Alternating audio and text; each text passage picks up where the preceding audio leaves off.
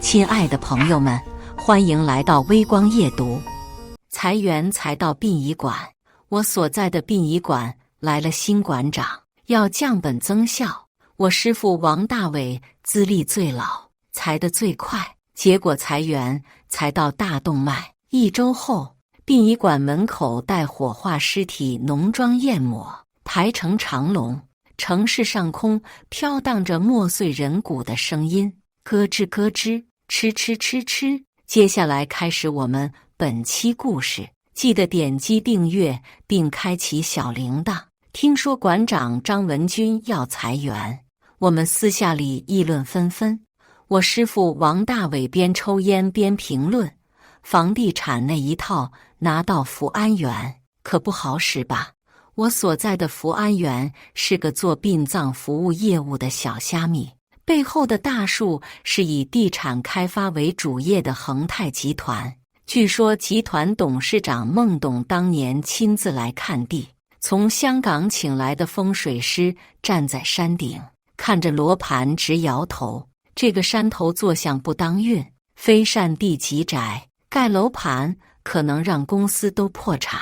但是阳宅风水和阴宅风水的讲究不一样，这个山头流水环绕，龙脉威武起伏，明堂宽阔，倒是个修阴宅的好地方。于是董事长大笔一挥，建了这座集殡葬服务、遗体火化、墓穴销售的福安园，并把自己家族的祖坟全部迁了进去。按照惯例，我们也把福安园的总经理叫馆长。这几年，随着整个房地产的颓势难挽，福安园也被连带着折腾。新馆长张文军就是3个月前从集团另一个房地产公司调动过来的。俗话说，新官上任3把火，这第1把火就是降本增效。增效这事儿需要时间，降本倒是很好达成，少发工资就行了。于是就有了要裁员的传闻。裁员会裁谁呢？福安园总共29人，除去馆长、副馆长2人，办公室3人，销售接待15人，司仪3人，化妆师3人，剩下的就是师傅，我和陆源3个火化工了。会精简谁呢？抬人，发什么呆呢？我师父王大伟敲敲我的头，想想也不可能是咱们仨，咱仨少一个，这江城的鬼去阎王爷那报道都得迟到。陆源这小子一直没个正经，想想也是，我们火化工是个技术活，人少活多，又脏又累，还有点恐怖，一时半会儿还轮不到精简我们吧。做销售接待的15个人，多一个少一个不影响干活，不胡思乱想，卖力抬人烧火。万万没想到，第2天，张文军就公布了福安园领导层拟定的裁员名单，王大伟赫然在列，并且只有王大伟一个。理由有2：第一，火化团队不创造收益，只有支出没有收入；第2，王大伟多年来一直在基础岗位，工作勤恳，但没有进步，与集团要求的团队年轻化相背离。我操！我和陆源当场震惊，继而崩溃，直呼馆长就是个2B。谁都知道，我师父王大伟在福安园勤勤恳恳干了10多年，马上要到退休年龄了。他为人忠厚踏实，兢兢业业，是个话不多说、技术过硬的老法师。这10年来，在他手里升级过的焚烧炉都有3、4代，最新一批设备才上了没多久，我和陆源根本搞不定。每次他操作的时候，我俩都在旁边看着，美其名曰学习，但也没想着他会走，所以学习速度相当缓慢。现在张文军把我师父裁了，下一个人是烧成灰还是烧成雷，我俩心里都没数。师父看到通告的王大为脸色铁青，一言不发，到办公室打包了他仅有的物品，一个满是茶锈的已经发黑的透明玻璃杯，头也不回地离开了福安园。萧远，你赶紧研究研究这锅炉咋用的，今天10点钟有个要烧的。陆源这个货，以前遇到问题就找师傅，现在师傅走了，找上我了。你比我进公司还早，按理我还应该叫你一声师兄。师傅走了，现在该你顶上了。我不想接这口锅。师傅走后，我意志消沉，连胃口都不好了。想想那些领导画的饼，其他部门甩的锅，早都饱了。连我师傅这种兢兢业业许多年的技术型人才都被裁了，我是一点工作的心思都没有了。陆源也没有再强求，毕竟无论进公司时间还是职级，他都比我长比我高。这回硬着头皮他也得上，抬人、套尸袋、进炉，一气呵成。接下来就看陆源的了。大约1小时后，我回到炉前，陆源还在捣鼓系统。咋样了呀？我往炉内一瞅，差点没下坐下。里面的人已经坐起来了，肚子胀得鼓鼓的，脸也胀得鼓鼓的，活像一只受了惊的巨型河豚。怎么1个小时了还是这情况？我问他。陆源没空理我，继续捣鼓系统。一般情况下烧人，因为高温原因，尸体肌肉受热不均匀，偶尔坐起来又躺下，这都是常见的。胀肚也常见，因为焚烧肉体的时候，肚子会产生大量气体，尸体内又有水分，一热胀冷缩，气体就越积越多，要么从肚脐眼，要么从口中喷涌而出。所以烧人这事儿恐怖就恐怖在，你看着一个死人坐起来又躺下，嘴里还发出呜咽的声音，好像是被活活烧死的。但今天这事儿诡异就诡异在，都烧了1个小时了，人还是坐着的，肚子和脸还是鼓的，这是不应该的。1个小时咋不咋皮肉都烧完，就剩一副白骨了，是不是温度不太够啊？我提醒陆源，我一开始就上到800多度了，应该没问题呀。显然陆源也进行了常见的错误摸排，那就奇怪了。我围炉看了一圈，要不再把温度升高，连骨头带肉一起烧了。没有其他异常，我只能建议，这是目前唯一的办法了。显然陆源也想到了这一点，温度升高到1000度，又烧了1个小时，肉倒是没了，可那副骨架子还很完整。陆源显然要崩溃了。别着急，再升温，再延长时间试试。我心里也没底。陆源一阵捣鼓，温度升到1200度，又烧了1个小时，那个骨架依然很完整。这次我俩都崩溃了。3个小时了，家属已经在外面等得不耐烦了。前厅负责跟进的销售不停进来催，我赶紧给我师傅王大伟打电话。您好，您所拨打的电话已关机，请您稍后再拨。我再拨，还是关机。这家伙大白天关啥机呀？陆源看着我，像是被吓傻了。外面传来了一阵不同于前一阵的哭嚎声。今天第2个预约的已经进来了。萧远，陆源看着我，像头丧家之犬，但却目露凶光。你想干啥？陆源没理我，直接关火出炉，把那具完整的人骨拖到角落，用平时盖大堆木盒的塑料布盖起来。然后他把角落堆里没打扫干净的灰，混了一点0、7、8碎小骨渣，装到了备在旁边的骨灰盒里。他努嘴，把骨灰盒递给我，示意我送出去。我看着他，他也看着我，他的面色发白，手抖个不停。我把心一横，将骨灰盒送了出去。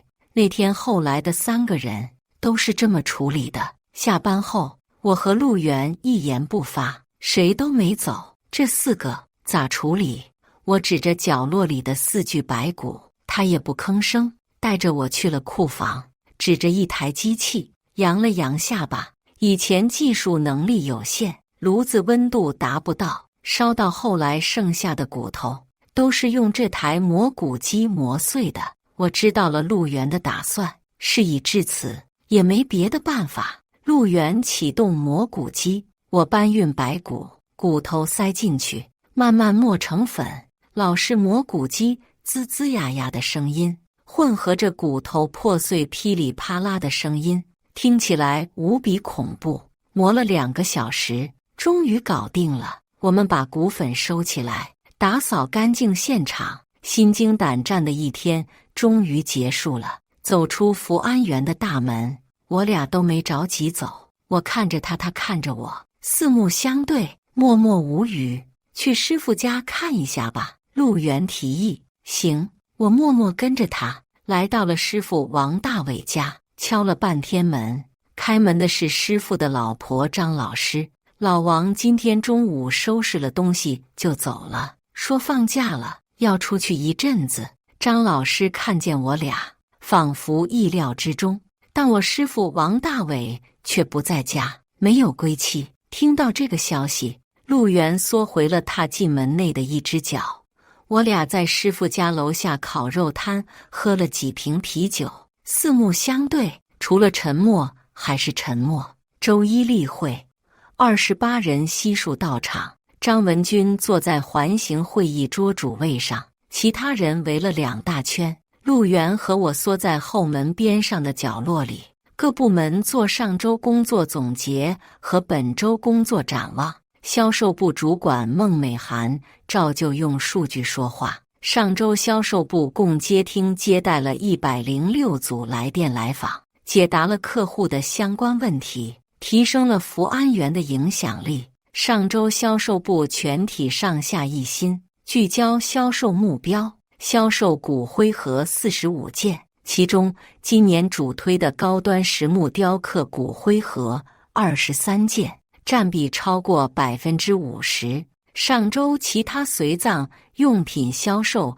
与上上周基本持平，略有下滑。告别仪式、下葬仪式等服务销售与上上周基本持平，略有上升。孟美涵汇报完，等着张文军点评，眼神像等待被夸赞的小狗一样湿漉漉的。肥头大耳的张文军差点就把暧昧2个字写在脸上了，但他仍然端出一副领导模样，要鞭策后进。你们14个员工里面，业绩最后1名是谁？还没等孟美涵回答，角落里传出一个冷冷的声音：是我。听到这声音，甚至都不用猜，就知道是赵静了。福安园所在山头原来属于江北村，赵静是村长赵大海的亲侄女。她除了周一例会，其他时间从来不来，没人知道她的行踪。张文军没料到他主动承认自己业绩差，赶紧转移话题。赵静的情况比较特殊啊，情有可原。话音未落，底下一阵窃笑。倒数第2名是哪个？我。张文军话音刚落，另一个声音响起来，是另一尊大佛，集团财务部部长陆磊的外甥陆子辉。他甚至连例会都不经常来，这次出现惹得注目不断。张馆长，我认为目前骨灰盒价格不是太低，而是太高了。价格过高导致购买量下降，客户都自带外面买的骨灰盒，长久下去，我们的销售量必然越来越少。我建议取消高价骨灰盒，增加低价骨灰盒。陆子辉的声音慷慨激昂，那张脸棱角分明，倒是福安园的一股清流。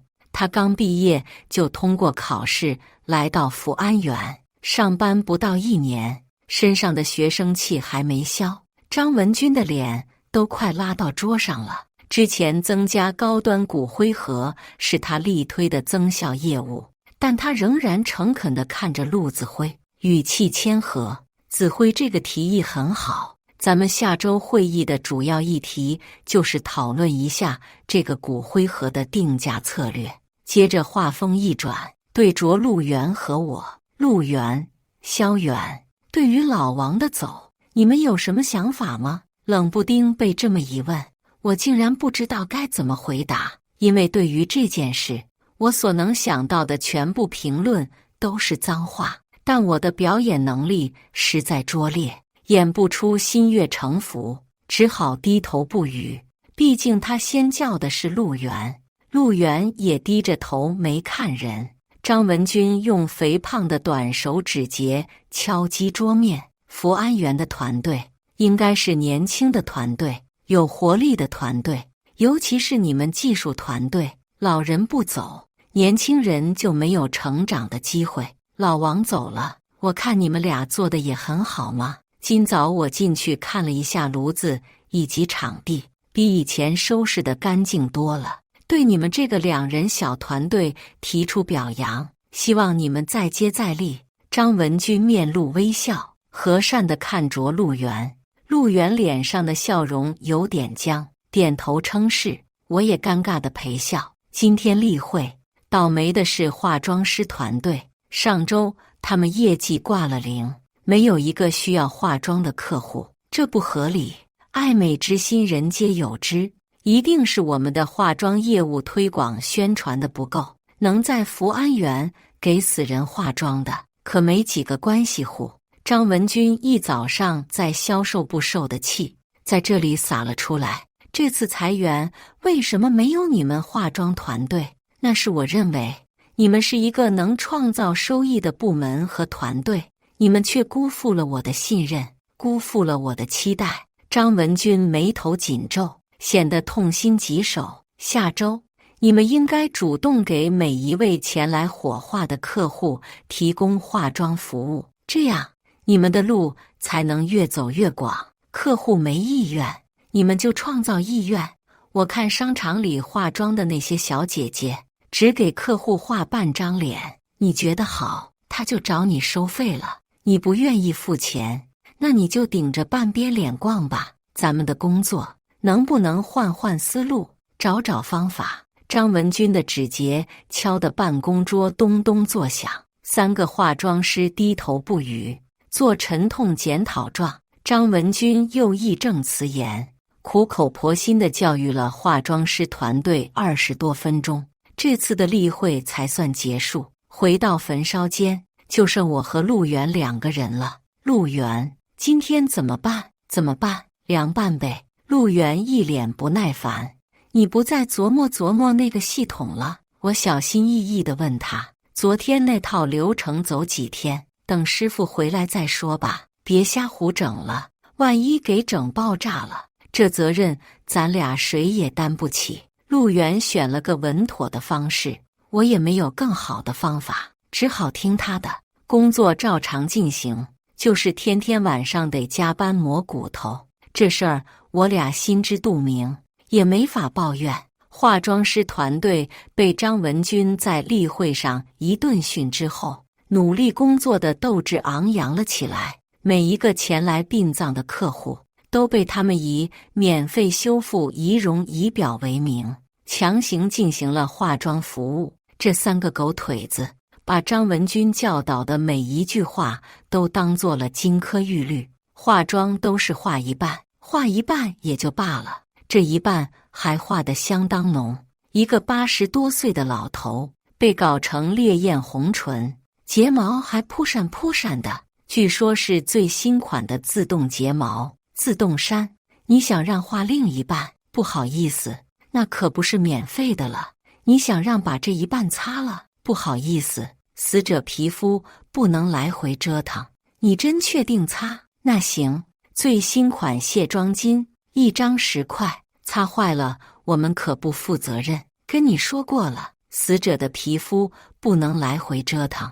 你们这是强买强卖，那您可以选择不化妆，不火化。这时候的氛围就已经剑拔弩张了。但福安园的化妆师从来不害怕，因为全市就这么一家福安园，难不成你们还能把人拉回去？最后示弱的肯定是死者家属。行，那就接着画吧，画淡点。放心吧您嘞，就这样。这几天送到焚烧间的每个死者都被浓妆艳抹得五花八门，有的老年人脸蛋红扑扑的，像个红苹果；有的小孩子眼皮上金灿灿的，就像孙悟空；还有中年人睫毛一扇一扇的，还挺可爱。真是缺德他妈给缺德开门，缺德到家了。我和陆源虽然在心里默默骂娘，但手底下不停抬尸、进炉、烧火、升温、出灰、磨骨，工作倒也平稳推进。然而，一场突如其来的车祸打破了这平静的节奏。高速路上5车连撞，10人死亡，10人同时被送到了福安园。按我和陆源现在的速度，光是烧这10人就得4天，还别说别的正常死亡的。我又悄悄给我师傅打了个电话，还是关机。这个倔老头没办法，我和陆源只能硬着头皮一个一个来。烧完第1个用了大半天，陆源就背不住了，给师傅打个电话求救啊！他心急如焚，嘴上都起了个泡。刚打过了，关机。我摇摇头，他是又摔东西又跺脚，就差砸锅炉了。可没有别的办法，还是得硬着头皮继续上。从馆内排到了馆外，整整排了10几个。那3个缺德化妆师早早给他们都化好了妆。张文军上班姗姗来迟，差点被吓得跳起来。你们怎么回事？速度怎么这么慢？张文军敲桌子，领导，机器作业需要时间，我们已经在加班加点了。陆源显然还想扛一扛，我也没吭声。效率，注意效率。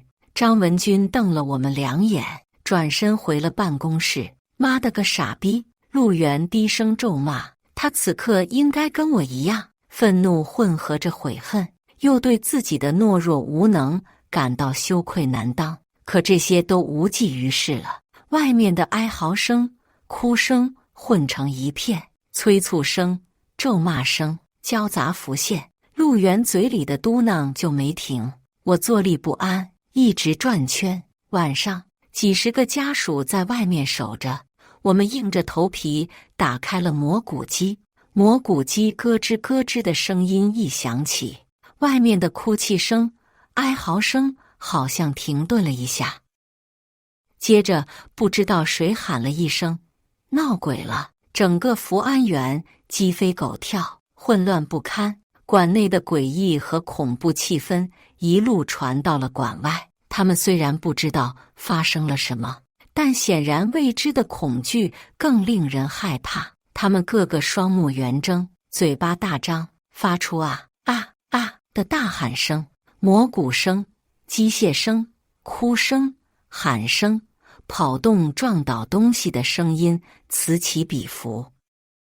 我想出门看看，帮忙安抚一下情绪，毕竟晚上还值守的工作人员没几个。可刚一出门，就被地上棺内画着红脸蛋的死亡老人吓了一大跳。刚刚安定心神，映入眼帘的又是一个扑扇着睫毛的中年大汉。啊！我一个慌神，头皮发麻，腿打哆嗦，赶紧跑到焚烧间，看见陆源才安心。还有些自媒体发布了昨晚现场的视频，也不知道谁拍的，居然拍到了棺材里的红脸蛋老头和扑扇睫毛大汉，再配上混杂不堪的现场和惊声尖叫的声音，感觉极其恐怖。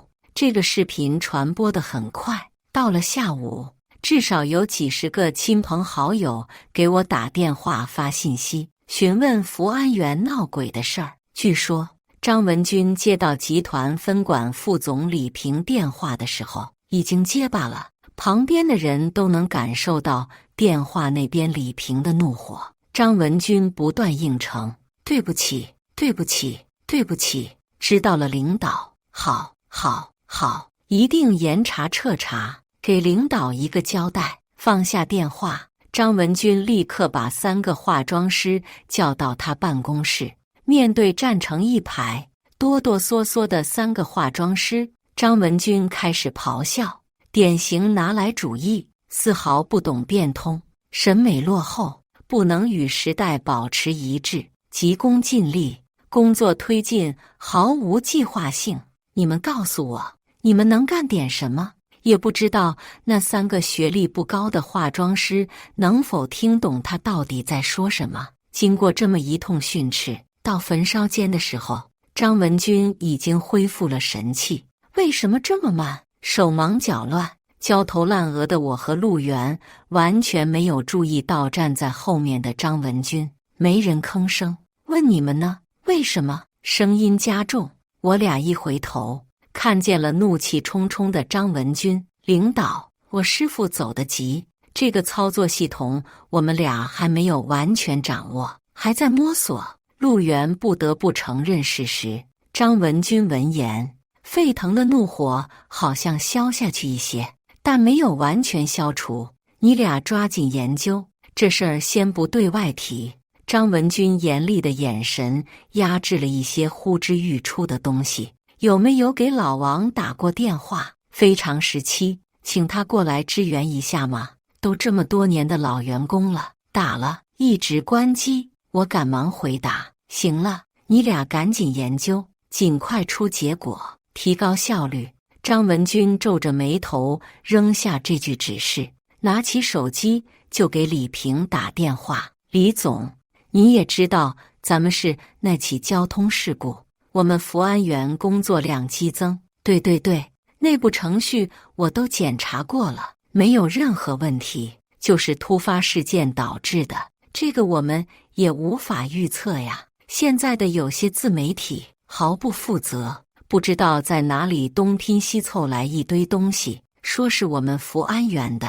李总，我建议加强舆情管理，维护公司形象，不能任由这些自媒体继续发酵。好的，这事我来办。挂上电话，张文君长舒了口气，转向我和陆源：你们2个现在开始12小时轮班，特殊时期特殊对待，保证完成工作。我和陆源点头称是。张文君走后，陆源和我商量，我俩都不走，困了就在焚烧间角落折叠床里睡一会儿，一个人焚烧，一个人磨骨，效率更高的同时，也互相有个照应。即便如此，我的精神还是高度紧张，听着今天磨骨机的声音，怎么都感觉节奏不对。陆源说我太紧张了，劝我放松。话音未落，只听砰一声巨响后，磨骨机不动了。我崩溃了。坏事总是会发生，以前我不知道，绝望与愤怒、沮丧与暴躁这4种复杂的情绪居然能在同一时间共存。再给师傅打个电话吧，我命令陆源。他显然也感受到我的情绪，可惜那边传来的依然是标准女声：您好，您所拨打的电话已关机，请您稍后再拨。陆源看着我，沮丧地摇了摇头，只能靠自己了。可是任凭我俩一顿倒腾，磨骨机却像是死去的人一样，发出最后几声吱呀吱呀的声音后，彻底偃旗息鼓。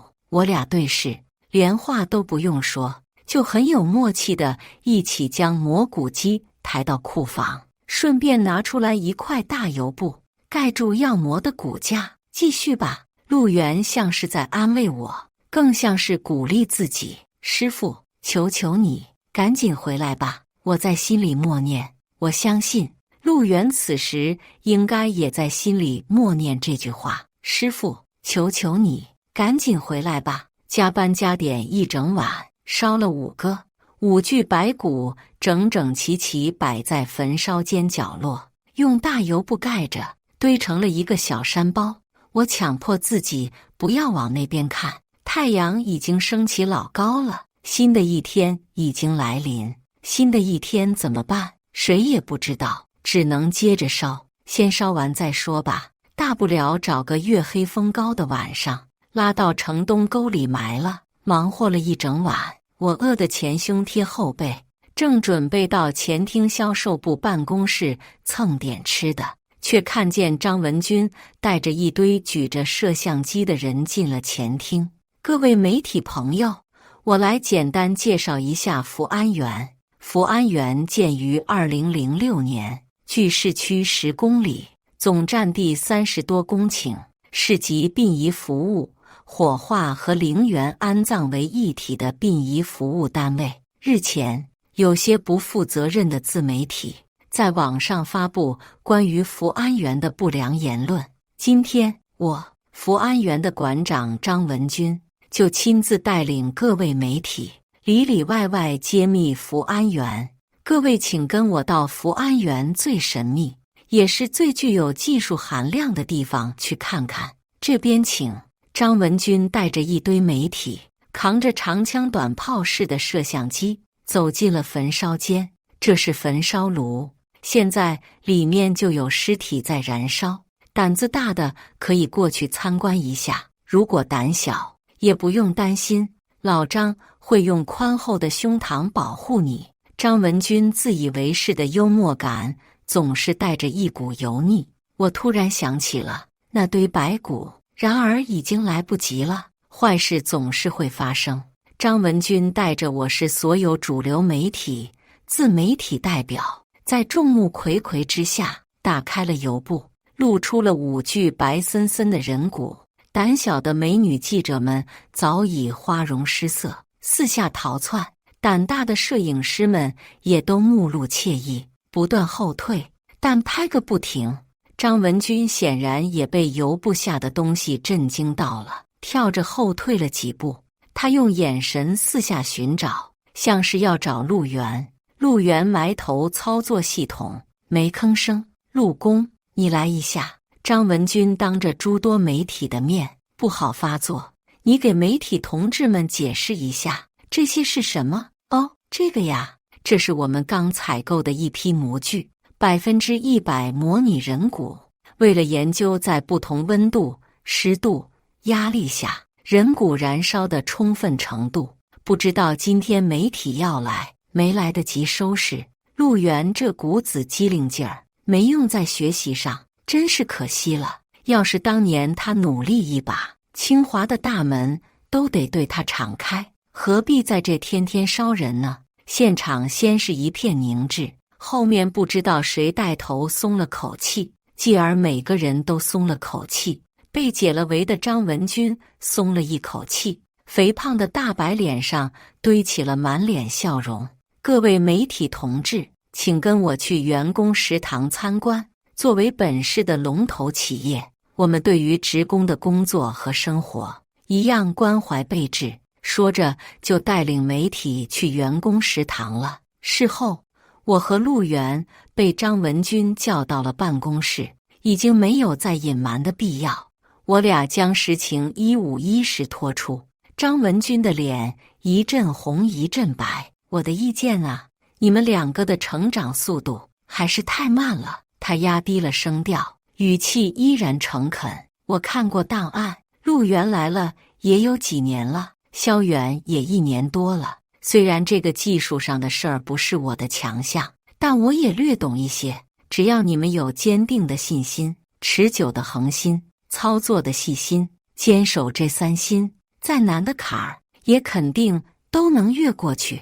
张文军在哪儿都是一套一套的，据说这叫理论高度。领导，那现在陆源之无着提醒解决当下问题，这样我亲自给老王打个电话，让他来救急。张文军拿起手机，找了很久才找到我师傅的电话。他犹豫了几秒钟，还是拨了过去。您好，您所拨打的电话已关机，请您稍后再拨。我和陆源在旁边也能听到话筒里冰冷的女声。这家伙呀，干了这么多年工作，还这么目无大局。福安园出了这么多事情，他怎么可能不知道？手机一直关机，这是在闹脾气。张文军摇摇头，显示出他对王大伟的不满。现在只能靠你们2个了，你俩得拿出点研究精神，尽快解决问题。研究研究，实开为严，深查为究，要钻进去，要有成果出来。那现在那个骨头，陆源对解决当下问题心急如焚，先这样处理吧。特殊时期过去了，再好好研究。那个私下里给王大伟打电话，让他再教教你们。张文军眉头紧皱，示意我们出去。真是个24K 纯傻逼！一出门，陆源就咬牙切齿。那你还帮他解围？我忍不住嘟囔。当时我不解围，你信不信那口锅一定会压在我身上，老子当场就成归公了。我真挺佩服陆源的，关键之处总是能灵活变通，逢凶化吉。可坏事总是会发生。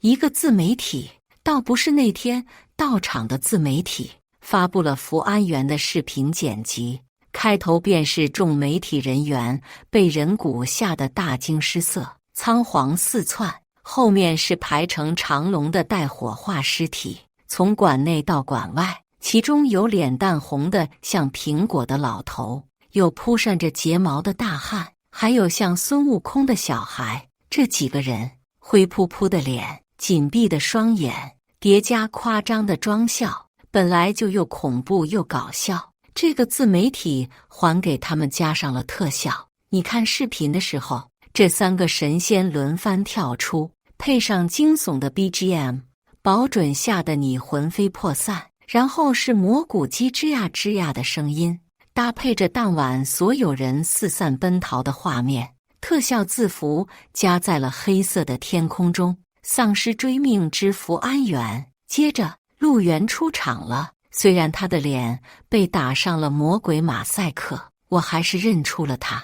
他带着魔鬼的笑容，用现在最流行的魔鬼 BGM 缓缓地说，我们采购了一批人骨。这个视频又火了，3个小时观看量将近100万。福安园成了最热门的打卡地，几个小时内就被围得水泄不通。事情还在发酵，视频下纷纷有网友开始怀疑那些人骨不是模具，而是真正的骨头。你们看那些骨头，根本不像是模具，模具哪有那么栩栩如生？对，看颜色，这骨头很天然，可不是模具的感觉。要求福安园管理人员亮出采购清单，看看到底是真是假。有需求就有生产，有好事博主为了吸引流量，在我和陆源没注意的时候，偷溜进焚烧间，取下了一根人骨的手指头，送去了一个检测机构。朋友们，我现在就在检测机构，检测结果很快会公之于众。大家跟我一起期待吧！这个博主瞬间粉丝过万，检测结果还没出来，他就开始卖起了运动鞋，说是因为这双运动鞋才能跑得那么快，才能获取第一手资料。这世界太疯狂了，老鼠给猫当伴娘了。听说这次给张文军打电话的不是分管副总李平了，而是集团公司总裁赵青。赵青要求张文军在3小时内向网友澄清事实并道歉，公布白骨来源、采购清单、处理计划，并就遗体化妆、收费混乱、火化效率不高等管理问题内部自查，分节点给网友和集团一个明确交代。张文军挂完电话，神色尴尬，继而愁眉不展。公布采购清单这事儿，忽悠网友容易，随便弄一个完事，但要忽悠集团，显然难度重重。集团有招标采购管理制度，采购人骨模具前是否打采购计划，采购计划是否通过集团成本部审核，是否有多方比价记录，采购的资金哪里来的，这一条条都是集团成本部、财务部的死穴。如果这个采购清单公布出来，后面埋的雷要比现在大多了。可赵青点名让张文军公布，对于张文军来说，选择摆在面前，立刻死还是缓一缓再死，他选择了糊弄。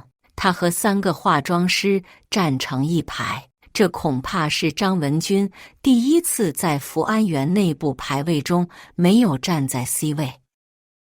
化妆师先对着镜头做工作检讨，一个化妆师向前跨出一步，站在队伍前面检讨。由于化妆师团队工作态度不诚恳，工作思路僵化，工作技能欠佳，导致了广大网友对于福安园工作有误解。在以后的工作中，我们一定端正态度，加强学习。他庄严肃穆的神态，配上一字一顿不太标准的普通话，显得郑重其事又分外格格不入。检讨完，他郑重其事地往后跨了一步，回到了队伍里。其他2个化妆师摆出一副深沉检讨样，张文军的眉头紧锁，嘴巴紧闭，显得痛心疾首，留白了几十秒。他向前跨出一步，郑重其事地对着镜头，非常感谢广大网友对于福安园的关注。最近我也经常在反思，我们福安园的管理出现了一些问题，而此前由于温水煮青蛙，我们自己没有发现这些问题，多亏了网友的监督，问题才得以暴露出来。接下来，问题的关键是找到我们管理中的关键问题，这些关键问题要一个一个去处理，一个一个去解决，假以时日，我市福安园业务一定会上一个新台阶。还请广大网友给我们一些时间，也继续对我们保持关注和监督。话音刚落，他让拍视频的办公室小张把手机拿过去看效果。你这个角度显得我的下巴太大了，小胡你说话的时候中间间隔不要那么长，显得太刻意。小刘你怎么还抿嘴笑了一下呢？大家注意呀，重新来一次。不行，刚才我忘记说请广大网友给时间的事儿了，重新再来一次。折腾了3、4次，视频总算是拍完了。张文军对成品视频很满意，让办公室小张把视频发送到各大平台上。他在办公室一遍一遍翻看，还深感遗憾自己那天穿了西装却没打领带。排队的尸体也都火化完了，来福安园探秘的自媒体也没什么可深挖了。加之那个鬼畜视频，不知道触犯了哪条法规，全网都找不到了。那个卖鞋的博主连账号都删了，这事儿也就这么不了了之了，也没听说谁在追什么责。而我师傅王大伟还是电话关机，打过去总是一个标准女声，您所拨打的电话已关机，请您稍后再拨。坏事总是会发生。孟董事长的小女儿孟慕云在学校因故坠楼身亡，据说事故发生后，教育局局长和第一小学校长一直守在现场半寸不离，连晚上都未曾离开。然而事故原因到现在还是个谜，3天了，该分析的、该检测的、该化验的都有了结果，可能就是这女孩自己不小心失足坠楼的。可是孟慕云的母亲陈小云却不接受这个事实，不依不饶，非得找出凶手。孟慕云班上的同学、隔壁班的同学、同学的同学、同学的家长都被排查了一遍又一遍，非得找出个杀人凶手来。后来不知道为什么，可能还是找不到，只好定性为校园霸凌，硬是把那几个班里调皮捣蛋的小男孩弄到少管所待了几个月才放出来。后来也或多或少改变了这几个男孩的人生轨迹，当然这是后话。当务之急是把小姑娘的尸体火化了。炎炎夏日，尸体腐化速度很快，加上我市刑警队、人民医院各种检验机构轮番上阵查看尸体，放在冰棺里的尸体也已经有味儿了，再放下去估计陈小云更接受不了了。火化定在上午10:42在福安园举行。据说这个时间是专门从香港过来的风水先生给你的，不能提前1分钟，也不能推迟1分钟。陆源和我一早就被张文君千叮咛万嘱咐了好几遍，心早就提到了嗓子眼，所有流程工具理了一遍又一遍。万万没想到的是，陈小云爱女心切，当场说要看着女儿涅槃。孟董心疼爱人，陪着他一起来到了焚烧间门口。董事长，机器作业的时候有点恐怖，要不还是……张文君上前阻止。陈小云瞪了他一眼，我自己的亲女儿有什么恐怖的？要不是为了照顾你，我都恨不得随她去了。说完就伏在孟董肩膀上哭了起来，瘦削的他哭得梨花带雨，翡翠耳环跟着啜泣的节奏一颤一颤的。孟董也没理睬张文君，扶着陈小云的肩膀径直走进了焚烧间，后面跟着李平、赵青、张文君，还有其他集团领导10几人。小小的焚烧间瞬间被挤满了，我和陆源犹如被泰山压顶，一动都不敢动。开始吧，还等什么呢？张文君命令我俩。陆源镇定地按照固定的流程开始烧，我站在他旁边，看见他的手在微微发抖，我也故作镇定，看着焚烧炉。半小时过去了，皮肉没了，就剩骨头了。陈小云已经悲泣到失声了，半倚在孟董肩膀上一动不动。孟董显然也努力抑制着悲伤，一次又一次硬是把眼眶中的泪瞪回去。又半个小时过去了，奇怪的是，里面的东西越来越少。陆源显然发现了异常，神色慌乱，又不敢轻举妄动。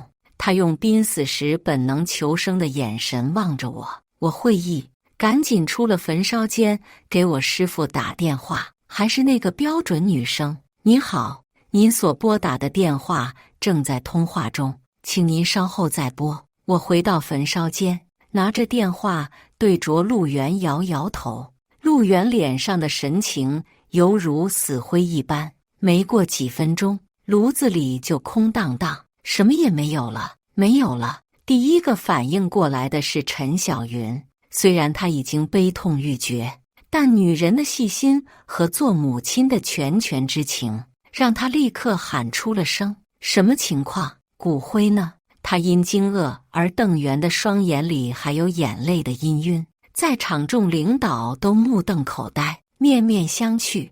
孟董回头盯着张文君看，那双眼睛里散发出的杀气，如同暴风雨前的宁静，令人窒息。领导，这个孩子太小，骨头一下子就烧没了。陆源的声音颤抖，手更抖，除了声音和手，全身都在抖。听闻此言，陈小云一下子就晕过去了。众领导手忙脚乱，帮着孟董将陈小云扶出去。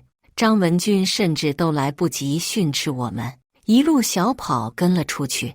我和陆源坐在焚烧间，忧心忡忡等着处理结果，一等就是一下午。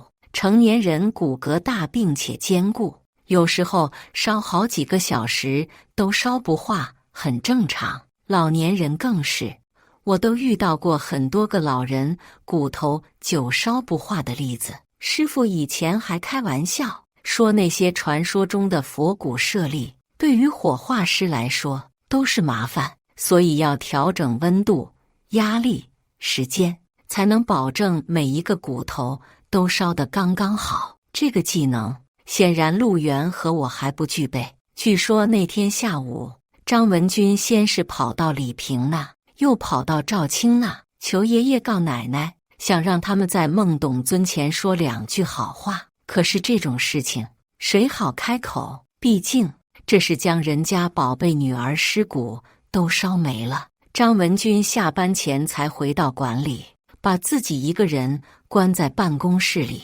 下班时，销售主管孟美涵借故敲门找他，他也没应门。第4天快吃午饭时，张文军倒是来了。他刚出现不到半小时，2名警察就上门了。据说有匿名网友拨打了报警电话，举报福安员张文军、陆源、肖远在工作中弄虚作假，故意毁坏他人尸骨。警察就是为了调查此事而来。1个小时后，集团法务部和审计部的几个人也陆续赶来，每人手上都拿着厚厚一摞文件，据说里面都是张文军在地产公司时进行商业贿赂的证据。就这样，在众目睽睽下，我和张文军、陆源一起被警察带走了。再后来，我被判了3个月的拘役，陆源被判了1年有期徒刑，张文军是10年。据说本来要判他5年的，集团法务追加了证据，证明他商业贿赂的行为造成了非常恶劣的影响，刑期就加倍了，变成了10年。出狱后，我回福安园拿东西，看到焚烧间那5具白骨已经不在了，问过他们才知道，我师父王大伟回来了一趟，妥善处理了那些白骨。这时候距离他被裁已经过去快半年了，我给他打了个电话，终于不是机械女声了。师父，听到我师父的声音，我竟无语凝噎。萧远呐，我知道你们闯下大祸了，做人得有底线呐。再后来，全网都飘着恒泰集团破产的消息，同时因牵涉挪用监管资金、贿赂、故意伤害等罪名，孟董事长被捕。传闻说，孟董被捕的时候精神已经错乱，口口声声说自己以后要葬在福安园。其实民间也或多或少流传着关于福安园的故事，说福安园的风水并不好，青龙白虎中，白虎的虎首太长，伸进了明堂中，犯了白虎煞，所以董事长才家破人亡。当然，这些都是传说罢了。感谢大家的观看，本期故事精彩吗？欢迎大家在下方评论区吐槽。如果你喜欢这类故事，记得点击订阅微光夜读，并分享给更多的人，这会对我帮助很大。再次感谢大家的观看。